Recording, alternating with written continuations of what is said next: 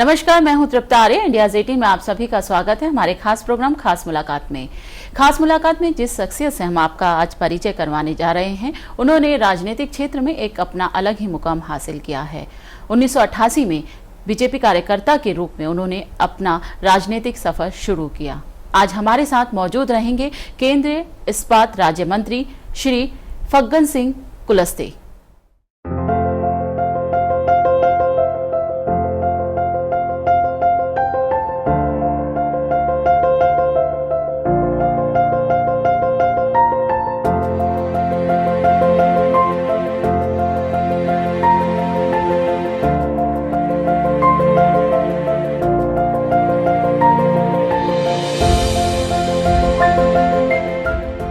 Sir, India's 18 में आपका बहुत बहुत स्वागत है।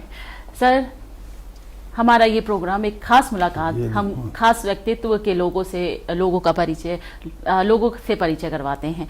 सर, कैसे हुआ आपका राजनीति में आना, और जैसा कि आपने 1988 में एक बीजेपी कार्यकर्ता के रूप में अपनी काम करते करते राजनीतिक क्षेत्र में एक अलग अपनी पहचान बनाई? देखिए, मैं एक सामाजिक कार्यकर्ता के नाते मैंने अपना राजनीतिक करियर शुरू किया। मुझे ये भी कल्पना नहीं थी कि मैं राजनीतिक क्षेत्र में जाऊंगा, परंतु समाज में काम करने की मेरे मन में एक इच्छा थी और इसलिए मैंने अपने विद्यार्थी जीवन से ही काम प्रारंभ किया। समाज में बहुत सारे संस्थाओं के अंदर, थोड़ा स्पोर्ट्स में भी रुचि थी। ऐसे अलग अलग क्षेत्रों में मैंने काम प्रारंभ किया और हमने 80 में मध्य प्रदेश का यूथ का हमारा जो ट्राइबल परिषद है, अखिल भारतीय कार्तिक उरांव ने बनाया था, उसका मैं अध्यक्ष था। और 81 में एक संस्था हमने ट्राइबल के ही नाम से आदिवासी विकास समिति ऐसा करके एक संस्था का पंजीयन भी कराया हमने। उस समय एक हाई स्कूल, हायर सेकेंडरी और एक मिडिल स्कूल, ऐसे 3 ग्रेड के हमने विद्यालय प्रारंभ किया और एक छात्रावास 80 बच्चों का। और इस आधार पर एक सामाजिक कार्यक्रम शुरू हुआ और इसी रूप से आगे बढ़ते रहे। कॉलेज में भी हमने छात्र यूनियन में भी चुनाव लड़े। हमने विश्वविद्यालय के प्रतिनिधि के नाते भी, जो हमारे यूनिवर्सिटी के रिप्रेजेंटेटिव्स होते हैं, उसके प्रतिनिधि के नाते मैं वहाँ भी काम किया। ऐसे अपने मन में थोड़ा हॉबी थी कि समाज में काम करना है। थोड़ा अन्याय के खिलाफ में बहुत संघर्ष मैंने किया।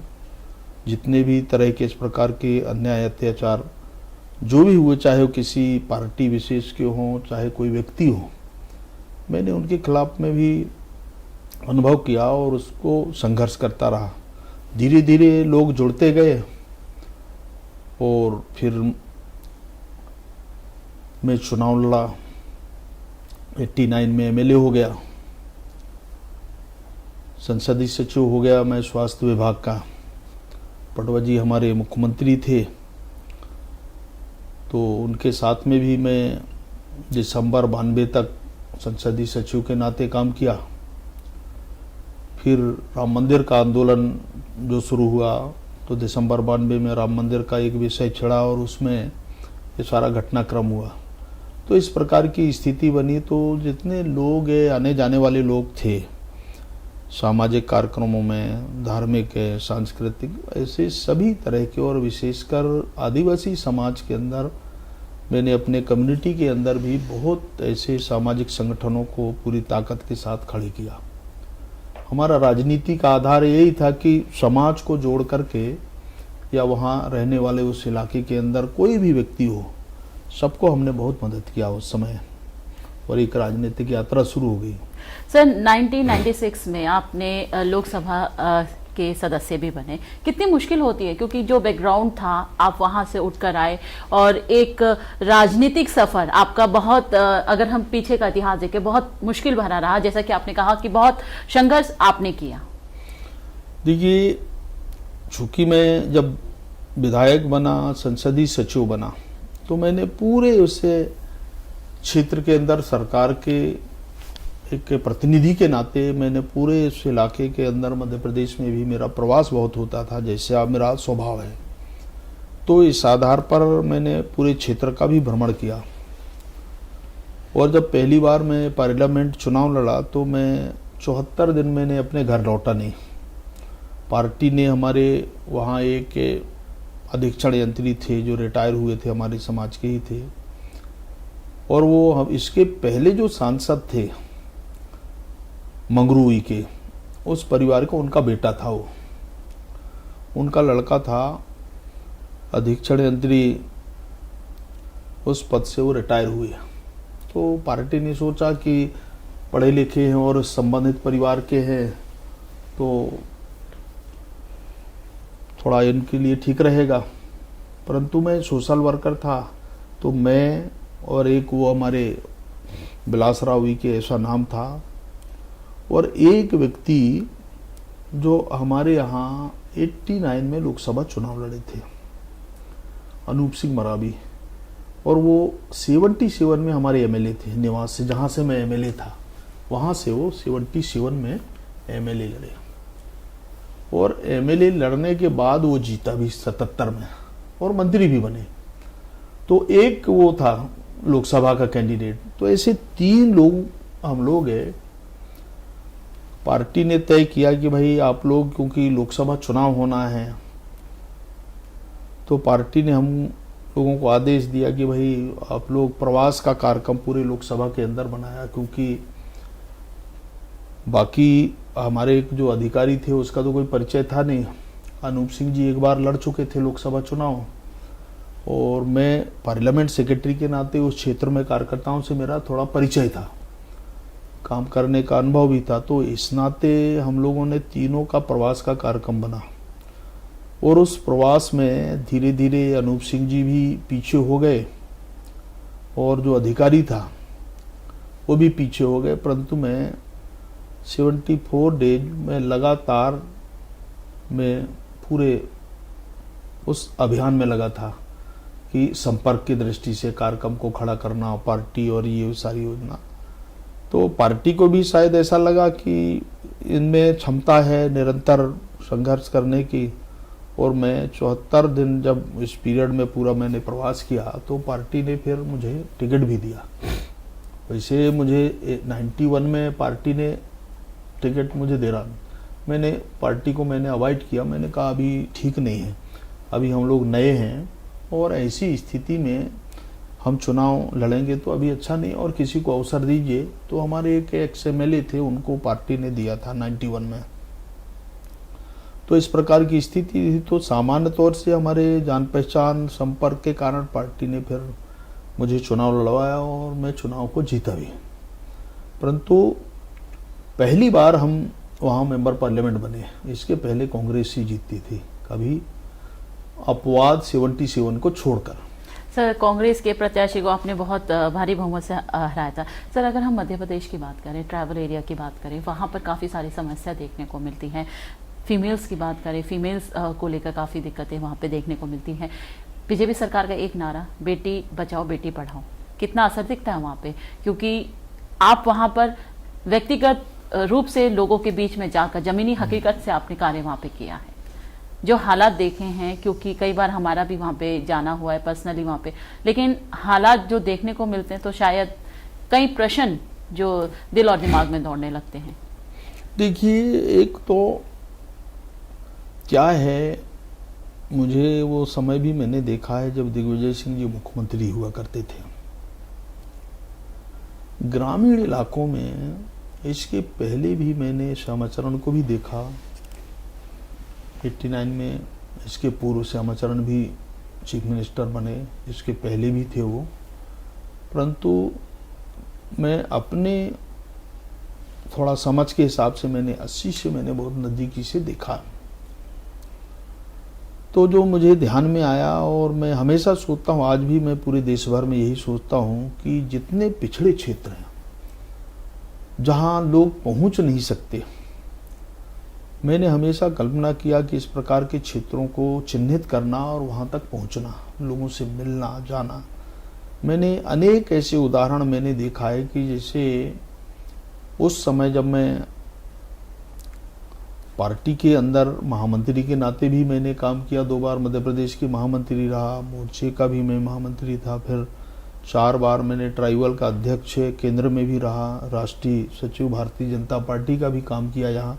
तो सारे देश को अनेक बार मैंने देखा। और ट्राइबल मिनिस्टर जब मैं बना 1999 में, तो पहले तो जब अटल जी की सरकार बनी तो मेरे पास पार्लियामेंट अफेयर्स का काम आया, परंतु जब मैं संघर्ष किया, मोर्चे का काम मैंने किया, तो अटल जी जब नेता प्रतिपक्ष थे तो मैंने अटल जी को कहा कि दादा अगर ऐसा संभव हो, अवसर मिले, प्रधानमंत्री आप बनते हैं तो देश में हमारे आदिवासियों का कल्याण जरूर कीजिए, मंत्रालय अलग से एक बना दीजिए और फॉरेस्ट राइट्स का कोई कानून बनवाइए। 2 काम हैं, आप कीजिए, सारा देश खड़ा होगा साथ में। संयोग से सरकार भी बन गई, फिर उनने एक मंत्रालय भी बना दिया ट्राइबल का अफेयर, उसमें हमको काम भी दिया। तो ट्राइबल अफेयर्स के मंत्री के नाते मैंने काम किया। तो उन क्षेत्रों को मैंने चिन्हित किया जितने कुपोषण के कारण, खासतौर से बच्चों का आपको ध्यान होगा, मैंने पचमढ़ी होशंगाबाद के जो नीचे वाला जो हिस्सा है, वो झाबुआ, अलीराजपुर, हमारे अनूपपुर, शहडोल, सिंगरौली, सीधी, ये जो क्षेत्र है, मेरा डिंडोरी का अंदर वाला हिस्सा जो बैगा क्षेत्र है, चाड़ा, और फिर बैतूल, होशंगाबाद का कुछ क्षेत्र जो ट्राइबल क्षेत्र है, और खास तौर से जो डोमिनेटेड क्षेत्र थे, मैंने ऐसे क्षेत्रों को बैतूल के साथ, हाँ, बैतूल के साथ भी वो प्रॉब्लम देखने को मिली थी जो वहां पे ट्राइबल एरिया थे। तो वो मैंने अनुभव किया कि ऐसे क्षेत्रों को मैंने बहुत नजदीकी से देखा। फिर मैंने इन क्षेत्रों में जाना प्रारंभ किया, वहां क्या हम कर सकते हैं, वो एक मन में कल्पना हुई। और मुझे कहते हुए ये भी प्रसन्नता है कि मैंने ट्राइबल मिनिस्टर होने के नाते इन्हीं क्षेत्रों में मैंने कुछ काम प्रारंभ किया मैंने। और जितने भी तरह के संस्थाएं देश में चलती थी, खासतौर से मध्य प्रदेश में, उनके साथ में भी मेरा वार्तालाप मैंने शुरू किया कि उनका अगर कोई अच्छा सकारात्मक सुझाव है तो वो मैं उनको ध्यान में रख कर के सरकार में हम क्या कर सकते हैं, उस दिशा में भी मैं सोचता था। तो इस नाते बहुत मैंने काम किया, इसलिए मुझे अनुभव आया कि इसको अगर आप देखेंगे, जितने प्रभावित जो क्षेत्र हैं जहां हम कुपोषण के जो शिकार हुए बच्चे या बेटियां, तो मैंने ऐसे क्षेत्रों को मैंने बहुत चिन्हित किया और उनमें काम करने का एक दम मैंने शुरू किया और वहाँ के लोगों को भी लगाया। इसके कारण धीरे धीरे इस प्रकार का एक वातावरण बना। तो दिग्विजय सिंह भी मेरे को एक बार बोले कि आप मुझे व्यक्तिगत तौर से बताइए कि यहाँ पर ये गड़बड़ी है, सार्वजनिक कहते हैं, प्रेस में कहते हैं तो हमारी बदनामी होती है, हमको भी जवाब देना बड़ा कठिन होता है। तो इस प्रकार का उनने व्यक्तिगत मुख्यमंत्री रहते हुए मुझे कहा। तो मैंने कहा देखिए मुख्यमंत्री जी, मैंने कहा ये हमारी निगाह जाना चाहिए। मैं तो इसलिए प्रेस को भी या कभी मीडिया को भी कहता हूँ कि भाई इस प्रकार के क्षेत्रों के बारे में लोग कभी उधर निगाह डाले नहीं, और इसलिए अगर आप लोगों की निगाह, सत्ता के अंदर रहने वाले लोग अगर कोई पॉलिसी डिसीजन कर सकते हैं इस प्रकार के क्षेत्रों के बारे में, उनको हम उभार सकते हैं, शिक्षा के क्षेत्र में उनकी कुपोषण से बचा सकते हैं, तो मैंने कहा ये किया जा सकता है। उसमें क्या सहयोग है केंद्र की तरफ से भी, या मैं ट्राइबल मंत्री के नाते मदद कर सकता हूं, मैं करूंगा। आप तारीफ करें कि उस समय मैंने मध्य प्रदेश के जितने विद्यालय थे, मैंने पूरे विद्यालयों को मैंने अपग्रेड करने का फैसला किया, और सारे भवन विद्यालयों की, उसके लिए मैंने उस समय धनराशि दिया। तो हमारे उस समय के जो फाइनेंस मिनिस्टर थे सिंहदेव, मध्य प्रदेश में राजा थे वो, छत्तीसगढ़ के, पर हमारा छत्तीसगढ़ मध्य प्रदेश वही था।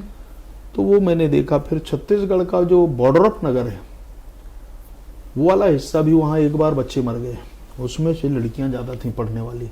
बस्तर के अंदर देखा, ऐसे क्षेत्रों में मैं गया जहां कोई जा नहीं सकता था। एक बार अटल जी ने जब इस प्रकार का मैंने सूचना दिया तो उस समय ये मुख्यमंत्री बन गए थे 2000 में, ये अजीत जोगी जी। तो मैंने उनको भी कहा, तो सरगुजा का जो बॉर्डर नगर है आज नया जिला हो गया शायद कोरिया, तो वहाँ मैं गया, इतने बच्चे वहाँ पर मरे। मैं बस्तर गया था, वहाँ से लौटा तो मैंने प्रेस को कहा कि भाई एक सरकार चुनी हुई, इतने बच्चे आदिवासी क्षेत्र में मर जाए, बच्चियां इतनी मर गई, प्रभावित हुए, और इतने बच्चे अभी अफेक्टेड हैं, तो उसका इतना देश भर में बड़ा हुआ मचा। फिर एक कमेटी गठित हुई, तो हमारे सीपी ठाकुर थे उस समय हेल्थ मिनिस्टर, हमारे साथ में डॉक्टर रमन यहाँ MOS थे, वो चीफ मिनिस्टर खुद गए, ठाकुर साहब, और ऐसे 3 लोगों जितने हमारे आल पार्टी में ऐसा एक कमेटी, पर रास्ता नहीं निकला। फिर मैं वहाँ जब गया तो मैंने वहाँ के विकास के लिए कुछ धनराशि, करीब मैंने 15 करोड़ रुपए उस समय दिया था। वहाँ हॉस्पिटल, अब आप सोचिए वहाँ इंदिरा गांधी की थी, पर कोई कल्याण नहीं हुआ। 140 किलोमीटर कोई आने जाने का कोई हेल्थ की सुविधा नहीं थी। मैंने सारे वहाँ के ब्रिजेस कन्वर्टेड वो बनवाया, और वहाँ एक बढ़िया अच्छा विद्यालय हमने शुरू किया, हेल्थ सेंटर था, उस पर डॉक्टर पोस्टिंग की और उसको अपग्रेड किया। तो ऐसे बहुत अनुभव आए हैं। तो इसलिए ऐसे ग्रामीण क्षेत्रों में इसको उभारने के लिए हम लोग बहुत सोचा है, और आज मुझे प्रसन्नता है कि जब हम बेटियों के मामले में सोचते हैं, सरकार ने बेटी बचाओ अभियान मध्य प्रदेश में शुरू किया, लोगों में अवेयरनेस जागृत हुआ, शिवराज जी ने इस प्रकार का कार्यक्रम शुरू किया, तो ये एक हमारे जीवन का एक बहुत अच्छा अनुभव, इसको मैंने देखा। जितने इस प्रकार के कार्यक्रम चले उसका लाभ बहुत मिला। दुर्भाग्य से ये बीच में जो भी परिस्थितियां बनी, लोग उस पर ध्यान नहीं दे पाए, परंतु समाज के अंदर मध्य प्रदेश में बहुत हम लोगों ने कोशिश की। सरकार को भी मैं सुझाव देता था कि जो अच्छा हो सकता है समाज के लिए, क्षेत्र के लिए, लोगों के कल्याण के लिए, वो करना चाहिए। हमेशा इस प्रकार का आग्रह रहा है, और मैं देश में भी देखता हूँ जिन जिन क्षेत्रों में, चाहे पूरा पूर्वोत्तर का क्षेत्र हो, दक्षिण भारत का हिस्सा हो, हमारे सेंट्रल इंडिया का क्षेत्र है, लगभग सभी जगह मैं महाराष्ट्र जैसे हमारे जो क्षेत्र हैं, थाना डिस्ट्रिक्ट ढाणू, जहाँ पर बहुत कुपोषण के लोग शिकार हुए, तो वहाँ भी मेरा जाना हुआ। उन क्षेत्रों में नंदुरबार, ढोलिया, चंद्रपुर, गढ़चिरौली, सारे ऐसे क्षेत्र हैं युवतमाल के अंदर, सब क्षेत्रों में मेरा जाना हुआ, और विशेषकर ट्राइबल क्षेत्रों में। तो वो अनुभव आया। और बाकी पूर्वोत्तर के अंदर त्रिपुरा है, बाकी इधर आसाम के अंदर जितना हमारा कार्बिलांग है, धेमासा है, ये जो क्षेत्र हैं, मैंने इनको भी ऐसे अलग अलग क्षेत्रों के ट्राइबल के बारे में, हैदराबाद हमारा ये था, जितना आदिलाबाद वाला हिस्सा है, ये भी मैंने इसको भी देखा बहुत नज़दीक से। तो ऐसे देश भर के लोगों को भी हमने देखा। पहाड़ी क्षेत्र हैं हमारे, उत्तराखंड का हिस्सा हो गया, हमारे हिमाचल का, उधर हमने किन्नौर तक गए, बिल्कुल चाइना बॉर्डर, वहाँ भी गया मैंने। ये सारे जितने भी हमारे जो बच्चे हैं, गरीब हैं, PTG ग्रुप के जो लोग हैं, वहाँ तक पहुँचना हुआ है, मैं इनको भी देखा। तो आज कई ऐसे क्षेत्र हैं जहाँ पर जाना हुआ। जम्मू कश्मीर के अंदर जो हमारे ट्राइबल लोग थे पहले, जब ये 370 तो अभी बहाल हुआ, पर इसके पहले लद्दाख के अंदर वहाँ के लोगों के साथ में मिलना हुआ मंत्री के नाते। तो ऐसे क्षेत्रों को भी अनुभव करके दिमाग में सोचता हूँ मैं कई बार कि इन प्रकार के क्षेत्रों का कल्याण होना चाहिए। झारखंड है, झारखंड बना तो बिरहोर बच्चे, हम उसके लिए भी बहुत किए। सर, छत्तीसगढ़ की अगर हम बात करें, वहाँ पे जो आदिवासी लोग हैं, जो बिल्कुल पिछड़े वर्ग के, उनकी हालत भी काफ़ी दयनीय है, और बहुत ज़्यादा सुविधाओं से महरूम हैं वो लोग भी।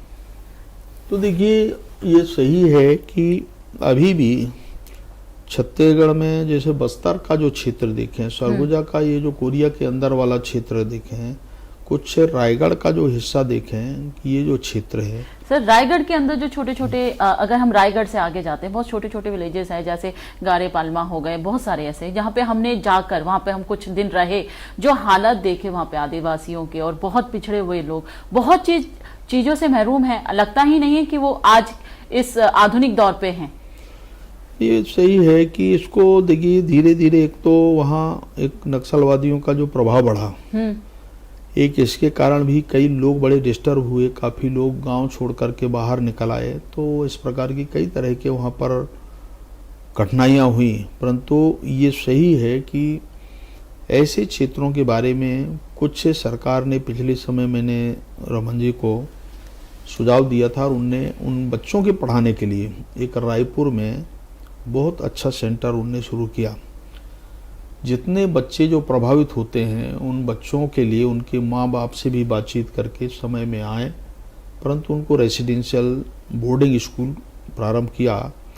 तब अनुभव आया कि वहाँ मैं उन क्षेत्रों को देखने के बाद पूरा बस्तर के अंदर हमारे सरगुजा, जो पुराना सरगुजा है उसके अंदर, यहाँ अगर देखें बिलासपुर में भी जो अंदर वाला क्षेत्र है, जैसे जो मरवाही, कोटा, ये जो क्षेत्र है काफ़ी पीछे हैं, जहाँ पे माइनिंग का सारा काम वहां पर होता है सर। वहां पे लोग काम तो करते हैं लेकिन उनके पास जो मूलभूत सुविधा है उस चीज से वो बहुत महरूम है। देखिए अभी हम लोगों ने भी माइनिंग के क्षेत्र को थोड़ा सा आइडेंटिफाई किया है, जहाँ जहाँ पर माइनिंग का काम होता है, यहाँ पर जितने लोग अभी तक काम करते रहे, CSR मद से उस इलाके के लिए या उस प्रदेश के लिए जितना जो राशि DRR की जो राशि है, जो मिनरल फंड है, वो देने का भी फैसला किया है। वहाँ डेवलपमेंट, हेल्थ के लिए, एजुकेशन के लिए और जो भी अवेयरनेस के लिए जन जागरण कर सकते हैं, और फूड्स वगैरह की भी व्यवस्था ऐसे पिछड़ी क्षेत्रों के लिए और बच्चों के लिए निःशुल्क पढ़ने का,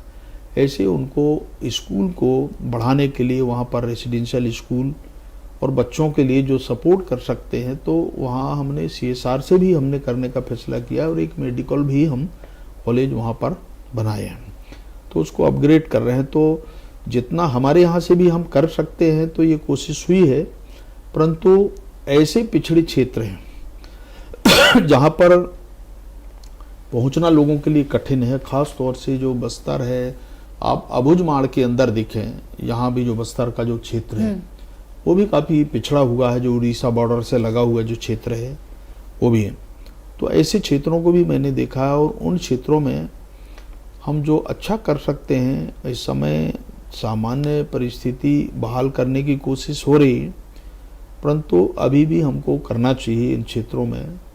मैंने अनुभव किया इस संघर्ष के लिए, मैंने अपने क्षेत्र से बालाघाट, ये जो हमारा कान्हा वाला हिस्सा है, मैंने यहाँ बहुत कोशिश किया। उस समय 89-90 में जब इनका प्रभाव था, तो धीरे धीरे मैंने उनको वहाँ से सपोर्ट करके उनको, गांव के लोगों को, जिसको अपन एक प्रकार का करप्शन कहते हैं, भ्रष्टाचार या शोषण, उसको ख़त्म करने का मैंने प्रयास किया। और इसके कारण वहाँ पर रुक नहीं पाए नक्सलवादी, क्योंकि वहाँ कोई खाने का उनका इंतजाम नहीं हो पाया।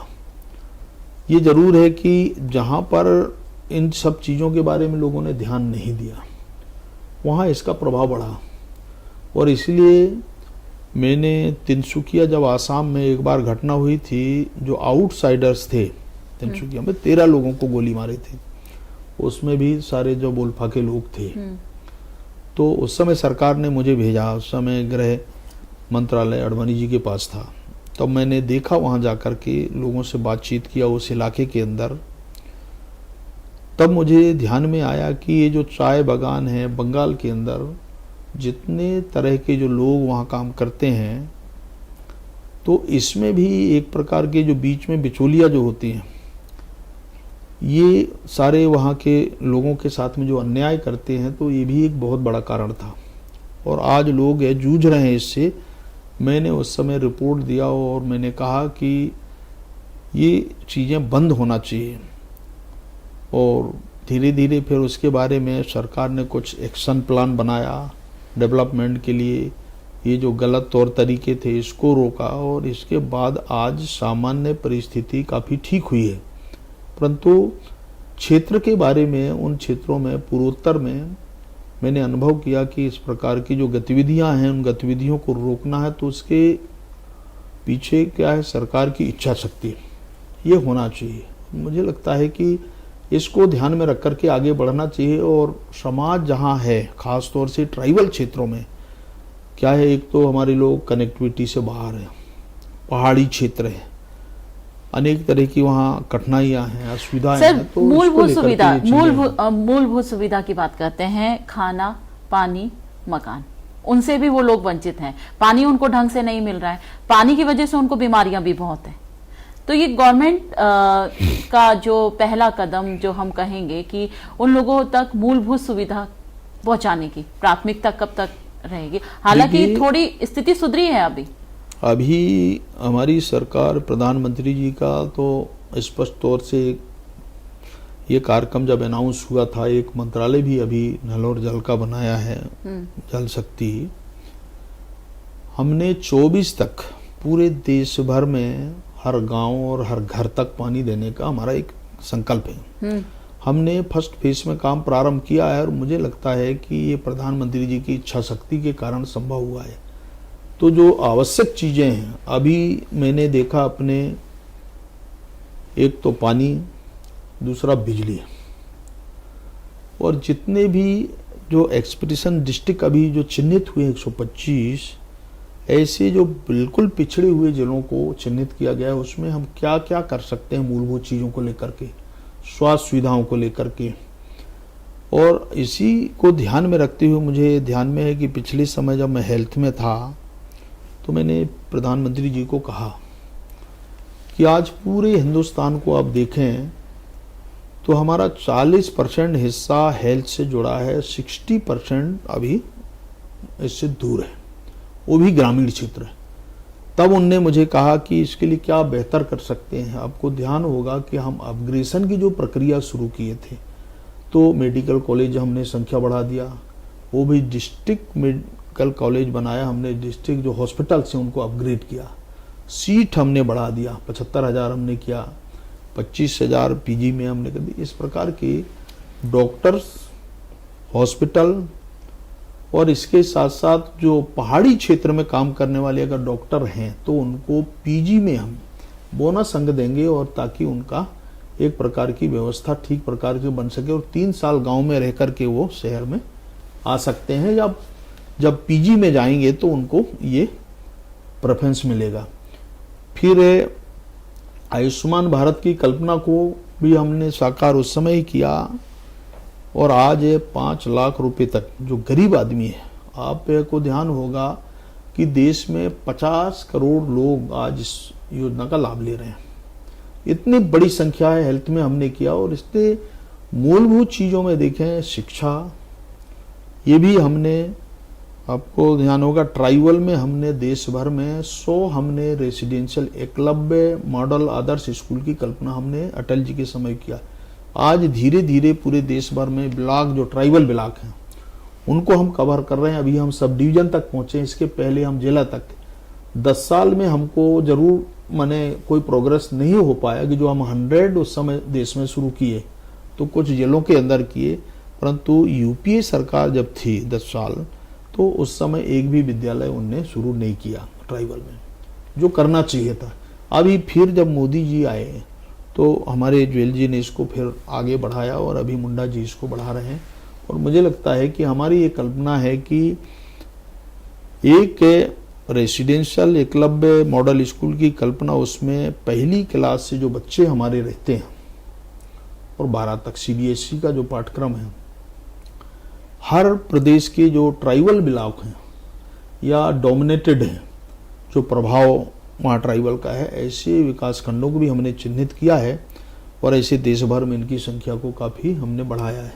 तो एजुकेशन, तो पानी, शिक्षा और हेल्थ, ये जो मूलभूत चीज़ें हैं जरूरी, जो इन क्षेत्रों के लिए, देश के लिए, नागरिकों के लिए, वो हम पहुंचाने का एक संकल्प प्रधानमंत्री जी ने लिया है। तो मुझे लगता है कि मैं तो देखते देखते अनुभव किया, जब अवसर भी मिला तब भी मैंने इन सब चीज़ों को आगे बढ़ाने का प्रयास किया। और आज पानी के मामले में हम जितना आगे बढ़ कर के काम कर रहे हैं, मुझे लगता है कि ये उस समय आवास की हम जब कल्पना किए थे, जितने गरीब लोग हैं, तो उस समय अटल जी ने कहा था कि भारत में आवास मुक्त भारत की कल्पना उन्होंने किया।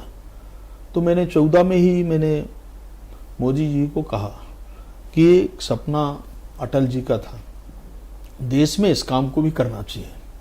आज खुशी है, कनेक्टिविटी बढ़ गए, रोड रास्ता पूरे देश भर में, आवास गरीबों का हम 22 तक इसको पूरा करेंगे।